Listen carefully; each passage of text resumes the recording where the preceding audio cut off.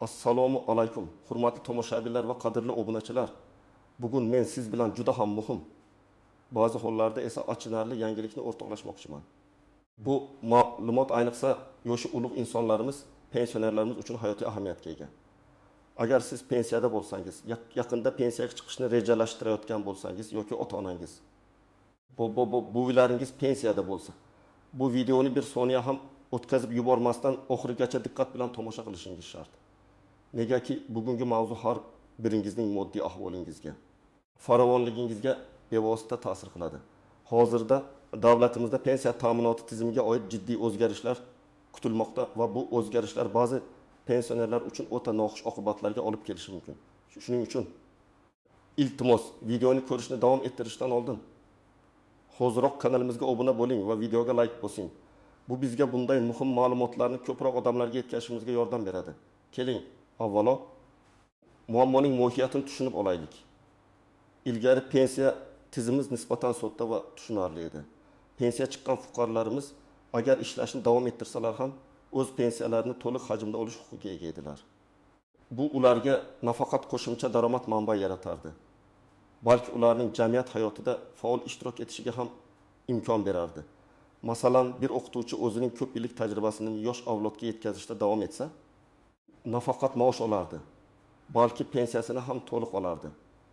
Bu holatda uning umumiy daromadi sezilarli darajada oshardi va o'z ehtiyojlarini qondirish, farzandlariga yordam berish yoki hatto o'ziga biror sayohat uyushtirish imkoniyatiga ega bo'lardi. Pensiyalar har yili inflyatsiya darajasini hisobga olgan holda muntazam ravishda indeksatsiyadan o'tkazilardi. Bu esa pensionerlarning xarid qobiliyatini saqlashga qaratilgan edi. Ya'ni pensiya miqdori mamlakatdagi narx-navo oshishiga qarab oshilardi. Shunda pensionerlar avvalgi miqdorda mahsulot va xizmatlarni xarid qilish imkoniyatiga ega bo'lardilar. Bu tizim juda ko'p yillar davomida amalda bo'ldi va ko'plab fuqarolarimiz o'z rejalarini aynan shu holatga asoslangan holda qurgan edilar. Ular pensiyaga chiqqandan keyin ham ishlashni davom ettirish orqali o'z moddiy ahvolini yaxshilashni maqsad qilgan edilar. Ammo hozir vaziyat jiddiy o'zgardi. Hukumat tomonidan qabul qilinayotgan yangi qonun hujjatlari va tartiblar natijasida ishlayotgan pensionerlar uchun ba'zi cheklovlar kiritilishi kutilmoqda.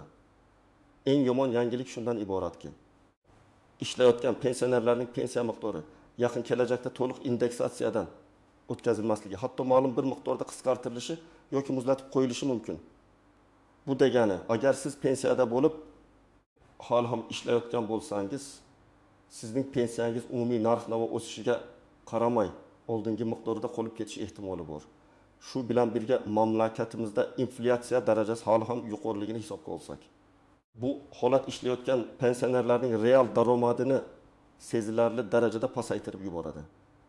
Ya'ni siz olgan pensiya miqdori qog'ozda o'zgarmagan bo'lsa ham, uning xarid qobiliyati tobora kamayib boradi. Siz avval 5 million so'mga olgan mahsulotlarni endi 7 million so'mga olishga majbur bo'lasiz. Ammo pensiyangiz 5 million so'mda qolib ketaveradi. Bu ochiqchasiga aytganda qashshoqlashish sari tashlangan qadamdir. Bunday choralar pensiya jamg'armasini barqarorlashtirish va moliyaviy yukni kamaytirish maqsadida qabul qilinayotgan bo'lishi mumkin. Ammo uning oqibatlari ko'plab oilalar uchun og'ir kechishi aniq. Endi keling, bu o'zgarishlarning batafsil tafsilotlariga to'xtalib o'tamiz. Kimlar xavotirlanishi kerak va kimlar nisbatan xotirjam bo'lishi mumkinligini aniqlaymiz. Asosiy muammoning batafsil tahlili nima bilishingiz kerak? Birinchi navbatda, siz bilishingiz kerak bo'lgan eng muhim narsa, bu o'zgarishlar faqatgina ishlayotgan pensionerlarga taalluqli bo'lishi mumkin. Ya'ni, agar siz pensiya yoshiga yetgan bo'lsangiz va ishlamayotgan bo'lsangiz, sizning pensiyangiz odatiy tartibda indeksatsiyadan o'tishi kutilmoqda. Ammo aniq qoidalar va shartlar hali to'liq shakllanmagan bo'lishi mumkin. Shuning uchun rasmiy e'lonlarni diqqat bilan kuzatib borish juda muhim. Ikkinchidan, bu o'zgarishlar faqatgina rasmiy ravishda, ya'ni mehnat shartnomasi asosida ishlayotgan shaxslarga ta'sir qiladi. Agar siz norasmiy qo'shimcha daromad topish yo'llari bilan shug'ullanayotgan bo'lsangiz, bu cheklovlar sizga bevosita ta'sir qilmasligi mumkin. Biroq norasmiy ish bilan shug'ullanishning o'ziga xos risklari borligini unutmaslik kerak. Masalan, ijtimoiy himoya yo'qligi. Uchinchidan, pensiya miqdorining qisqarishi yoki muzlatilishi qaysi mezonlar asosida amalga oshirilishi hozircha to'liq aniq emas. Bu daromad miqdori, ish staji, pensiya turi masalan yoshga doir. Nogironlik pensiyasi kabi omillarga bog'liq bo'lishi mumkin. Bu jarayonda shaffoflikni ta'minlash va barcha ma'lumotlarni ochiq e'lon qilishni talab qilishimiz kerak. Kimlar xavotirlanishi kerak? Bu o'zgarishlardan eng ko'p xavotirga tushishi kerak bo'lgan guruh bu ishlayotgan pensionerlar. Keling, bir nechta aniq misollarga to'xtalib o'tamiz. Bir misol, Ahmad aka 65 yoshli injener.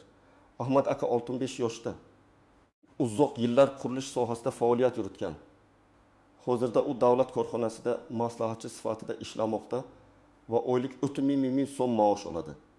Uning pensiyasi esa 1 million 500 ming so'mni tashkil etadi. Ilgari Ahmad aka oyga jami 4500 ming so'm daromad topardi. Agar yangi qonun qabul qilinsa va uning pensiyasi indeksatsiyadan o'tkazilmay muzlatib qo'yilsa, Ahmad akaning real daromadi sezilarli darajada kamayadi. Tasavvur qiling. Bir yilda inflyatsiya 15%ni tashladi. Avval uning pensiyasi ham 15%ga, ya'ni 225 ming so'mga oshirilib, 1 million 25 ming so'mga yetishi kerak edi. Endi esa u 1 million 500 ming so'mda qolib ketaveradi.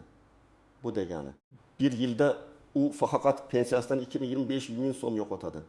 Bu miqdor bir yilda 2700 ming so'mga teng demakdir. Agar bu holat bir necha yil davom etsa, uning xarid qobiliyati keskin tushib ketadi. U avval sotib olgan dori-darmonlarni, oziq-ovqat mahsulotlarini yoki kommunal xizmatlarni endi xuddi shu pensiya miqdoriga sotib olishga qiynaladi. Ikki misol. Dildora opa 6 yoshli o'qituvchi. Dildora opa 6 yoshda 35 yillik pedagogik stajiga ega. U maktabda yarim stavka bo'lib, oyga 2000 ming so'm maosh oladi. Uning pensiyasi 1200 ming so'mni tashkil etadi. Dildora opa bolalariga yordam berish va o'z sog'ligini tiklash uchun qo'shimcha mablag'ga muhtoj. Agar uning pensiyasi muzlatilsa, u ham Ahmad aka kabi katta yo'qotishlarga uchraydi. Dildora opa har yili dori-darmonlar uchun 5 ming so'mdan ortiq pul sarflaydi. Pensiyasining indeksatsiyadan o'tmasligi uning sog'ligini saqlash uchun zarur bo'lgan xarajatlarni qoplashda jiddiy qiyinchiliklar tug'diradi. Uning jami daromadi qog'ozda 3200 ming so'm bo'lib qolsa-da, real qiymati har yili tobora kamayib boradi. Bu uning hayot sifatiga bevosita ta'sir qiladi va uni qo'shimcha ish qidirishga yoki ba'zi xarajatlardan voz kechishga majbur qiladi. Uch misol, Farhod aka 52 yoshda yaqinda pensiyaga chiqish kutilmoqda. Farhod aka hali pensiyada emas, ammo 2 yildan so'ng pensiya yoshiga yetadi. U shundan keyin ham ishlashni rejalashtirgan edi, chunki uning oyligi oilasi uchun juda muhim qo'shimcha daromad edi. U o'zining pensiya hisob-kitobini oldingi qoidalar bo'yicha amalga oshirib, pensiya oxir maosh shaklida yaxshi daromadga ega bo'lishni kutayotgan edi. Endi esa bu rejalari xavf ostida qolmoqda. Agar u pensiyaga chiqqach ishlashni davom ettirsa, uning pensiyasi baribir indeksatsiyadan o'tmaydi. Bu uning kelajakdagi moliyaviy rejalarini tubdan o'zgartirib yuborishi mumkin. Balki u umuman ishdan ketishga majbur bo'lar. Chunki qo'shimcha ishning pensiya indeksatsiyasidan mahrum qilish bilan bog'liq xavfi unga og'irlik qiladi. U xuddi Ahmad aka va Dildora opa kabi yo'qotishlarga uchraydi. Farhod aka endi pensiyaga chiqqandan so'ng qanday yashashini qayta rejalashtirishi kerak. Ehtimol u norasmiy ish topishga majbur bo'lar. Bu esa yuqorida aytilgandek o'ziga xos muammolar yaratishi mumkin. Kimlar xavotirlanishi shart emas. Aksincha, bu o'zgarishlar ishlamayotgan pensionerlarga bevosita ta'sir qilmaydi.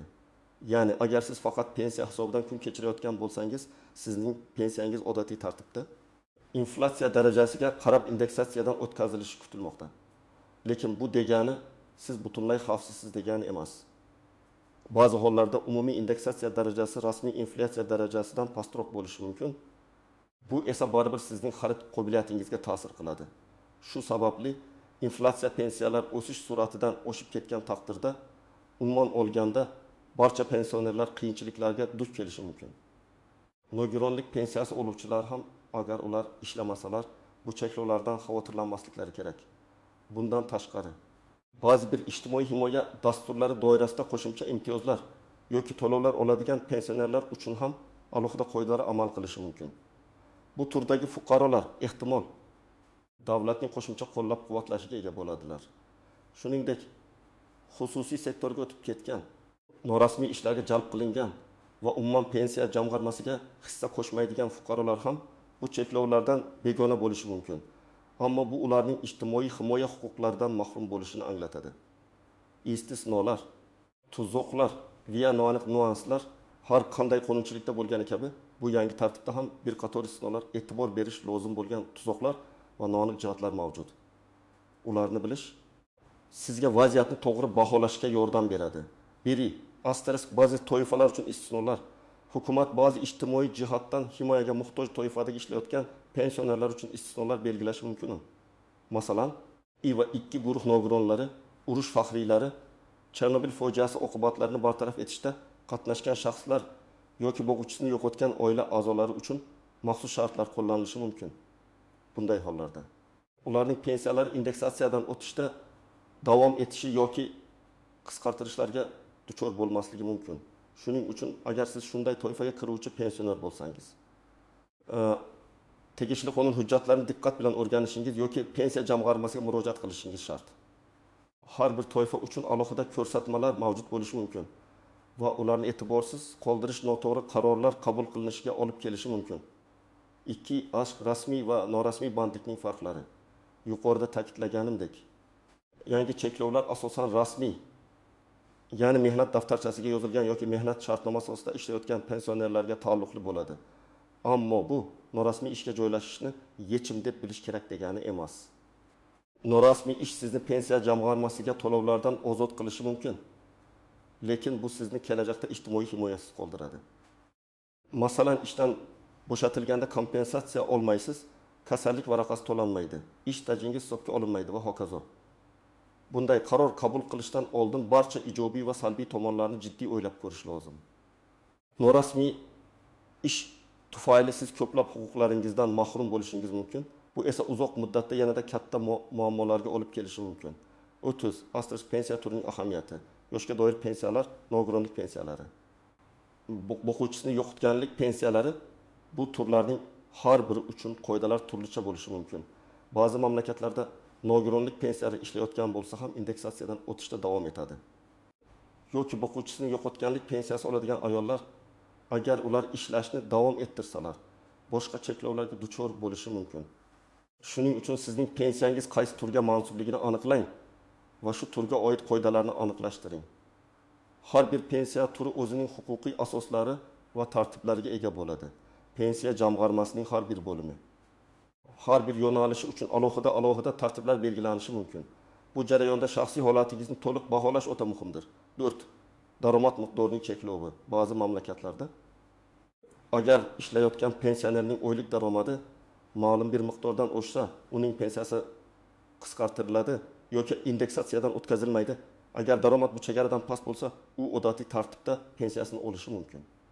Bunday cheklovlar bizda ham joriy etilishi mumkin. Bu degani sizning oylik maoshingiz miqdori pensiya indeksatsiyasining taqdirini hal qilishi mumkin. Masalan, agar ish haqingiz minimal iste'mol xarajatlardan 10 barobar oshsa, pensiya indeksatsiyasi muzlatilishi mumkin degan shart kiritilishi ehtimoli bor. Bu holat ayniqsa yuqori malakali, katta maosh oladigan pensionerlar uchun jiddiy o'zgarishlarga sabab bo'lishi mumkin. Ular o'z daromadlarini baholashi va ehtimol ish yuklamasini kamaytirish haqida o'ylashlari kerak bo'ladi. Bu holda har bir so'm uchun kurash va barcha daromadlarni hisobga olish o'ta muhimdir. 5. Asosiy pensiya fondining barqarorligi. Hukumatning bu qarorlari odatda pensiya fondining moliya barqarorligini ta'minlashga qaratilgan bo'ladi. Demografik o'zgarishlar, aholining qarishi, mehnatga layoqatli aholi sonining kamayishi va pensionerlar sonining ko'payishi kabi omillar pensiya tizimiga katta bosim o'tkazadi. Bunday choralar pensiya fondining to'lov qobiliyatini saqlashga yordam berishi mumkin, ammo bu albatta ishlayotgan pensionerlar hisobiga amalga oshadi. Bu holatda biz fuqarolar sifatida pensiya fondining shaffofligini va undan foydalanish samaradorligini talab qilishimiz kerak. Pul qanday sarflanayotgani va kimga qanday ta'sir qilayotgani haqida to'liq ma'lumotga ega bo'lishimiz zarur. Amaliy maslahatlar xo'sh, bu vaziyatda siz nima qilishingiz kerak?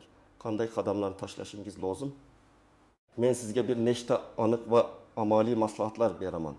Irmas rasmiy ma'lumotlarni doimiy ravishda kuzatib boring. Pensiya ta'minoti tizimiga oid har qanday yangilikni, rasmiy hujjatlarni Qonun loyihalarini va hukumat qarorlarini kuzatib boring. Ommaviy axborot vositalarini, pensiya jamg'armasining rasmiy veb-saytini va boshqa ishonchli manbalarni muntazam tekshirib turing. Yangi qonun qabul qilingandan so'ng uning matnini diqqat bilan o'qing va o'zingizga taalluqli bo'lgan bandlarni aniqlang. Rasmiy manbalardan kelgan ma'lumotlargina haqiqiy hisoblanadi. Turli mish-mishlarga yoki noto'g'ri ma'lumotlarga ishonmang. 2. Astars pensiya jamg'armasiga murojaat qiling. Agar sizda savollar tug'ilsa yoki vaziyatingizni aniqlashtirishni istasangiz, yashash joyingizdagi pensiya jamg'armasining hududiy bo'limiga shaxsan murojaat qiling. Malakali mutaxassislar sizga barcha savollaringizga javob berishlari va aniq vaziyatingiz bo'yicha maslahat berishlari shart. O'zingiz bilan pasport, pensiya guvohnomasi va mehnat daftarchangizni olib borishni unutmang. Murojaat qilganingizda o'zingizning ishlayotganligingizni va bu boradagi yangi qoidalar sizga qanday ta'sir qilishini so'rang. Yozma tushuntirish talab qilishdan tortinmang. 3. Hozirgi va kelajakdagi yo'qotishlaringizni hisoblang. Agar siz ishlayotgan pensioner bo'lsangiz yoki yaqinda pensiyaga chiqishni rejalashtirayotgan bo'lsangiz, yangi qoidalar sizning daromadingizga qanday ta'sir qilishini taxminan hisoblang. Pensiyaning indeksatsiyadan o'tmasligi qancha miqdordagi pulni yo'qotishingizni anglatishni aniqlang. Masalan, agar yillik inflyatsiya 11 bo'lsa va pensiyangiz 1.500 ming so'm bo'lsa, siz yiliga 1.500 ming so'm indeksatsiya pulidan mahrum bo'lasiz. Bu har bir oyda 12.500 so'm degani. Yillik yo'qotishlar miqdorini tushunish sizga kelgusi rejalar tuzishda yordam beradi. 4. Alternativ daromad manbalarini o'rganib chiqing. Agar pensiya daromadingiz qisqarsa, boshqa daromad manbalarini izlash haqida o'ylashingiz kerak bo'lishi mumkin. Bu kichik biznes ochish, o'zingizni o'zi band qilish, freelans ishi, qishloq xo'jaligi bilan shug'ullanish yoki hatto oila a'zolaridan moddiy yordam so'rash kabi variantlar bo'lishi mumkin. Daromad diversifikatsiyasi moliyaviy barqarorligingizni oshirishga yordam beradi dedi. Ba'zi pensionerlar, masalan, o'z hunarlarini qo'llash orqali qo'shimcha daromad topishlari mumkin. Tikuvchilik, duradgorlik, bog'bonchilik va hokazo. Internet orqali ish topish imkoniyatlarini ham o'rganib chiqing, agar bilim va ko'nikmalar yetarli bo'lsa. 5. Huquqiy maslahat oling. Agar sizning huquqlaringiz buzilayotgan deb hisoblasangiz yoki pensiya hisob kitobida xato borligiga shubha qilsangiz, malakali yuristga murojaat qiling. Pensiya qonunchiligini yaxshi biladigan advokat sizga to'g'ri yo'nalish berishi va huquqiy yordam ko'rsatishi mumkin. Ba'zi hollarda sud orqali o'z huquqlarini himoya qilishga to'g'ri kelishi mumkin. Bu ayniqsa pensiya miqdori noto'g'ri hisoblangan hollarda juda muhimdir. 6. Hujjatlaringizni tartibga soling. Pensiya guvohnomangiz, mehnat daftarchangiz, barcha ish joylaringizdan olgan ma'lumotnomalar, oylik maoshlaringiz haqidagi bank hisob varaqlaridan ko'chirmalar, bularning barchasi tartibda va qo'lingizda bo'lishi kerak. Bu hujjatlar sizning ish stajingizni va daromadingizni tasdiqlashda juda muhimdir. Agar biror hujjat yo'qolgan bo'lsa, uni tiklash choralarini ko'ring. Bu hujjatlar pensiya jamg'armasiga murojaat qilganingizda yoki kelajakda yuzaga kelishi mumkin bo'lgan har qanday bahsli vaziyatni hal qilishda sizga yordam beradi. 7. Jamoatchilikka murojaat qiling. Agar siz yolg'iz emassiz, shu muammo bilan yuzma-yuz kelgan boshqa pensionerlar ham bor. O'zaro muloqot qiling, tajriba almashing. Ba'zi hollarda jamoatchilik bosimi yoki birgalikdagi murojaatlar hukumatning qarorlarini qayta ko'rib chiqishiga sabab bo'lishi mumkin. Mahalliy kengashlarga, deputatlarga, jamoat tashkilotlariga murojaat qilish orqali o'z muammoingizni bildiring. Xulosa qilib aytganda, hurmatli do'stlar, pensiya tizimidagi bu kutilayotgan o'zgarishlar ko'plab ishlayotgan pensionerlarimiz uchun haqiqatan ham juda yomon yangilik bo'lishi mumkin. Ammo bu vaziyatda vahima qilish emas, balki vaziyatni to'g'ri baholash va oqilona choralar ko'rish muhimdir. Axborotga ega bo'lish, o'z huquqlarini bilish va o'z harakatlarini rejalashtirish bu kabi qiyin davrlarda eng muhim narsadir. Sizning fikringiz biz uchun juda muhim. Bu vaziyat haqida nima deb o'ylaysiz? Sizga bu o'zgarishlar qanday ta'sir qiladi? O'z fikrlaringizni, tajribalaringizni va maslahatlaringizni izohlarda yozib qoldiring. Bu boshqa tomoshabinlarga ham yordam berishi mumkin. Videoni like bosishni va kanalimizga obuna bo'lishni unutmang. Bizning kanalimizda siz har doim dolzarb va foydali ma'lumotlarni topasiz. Kelajakda ham shu kabi muhim mavzularni yoritishda davom etamiz. O'zingizni va yaqinlaringizni asrang. Keyingi videolarda ko'rishguncha xayr.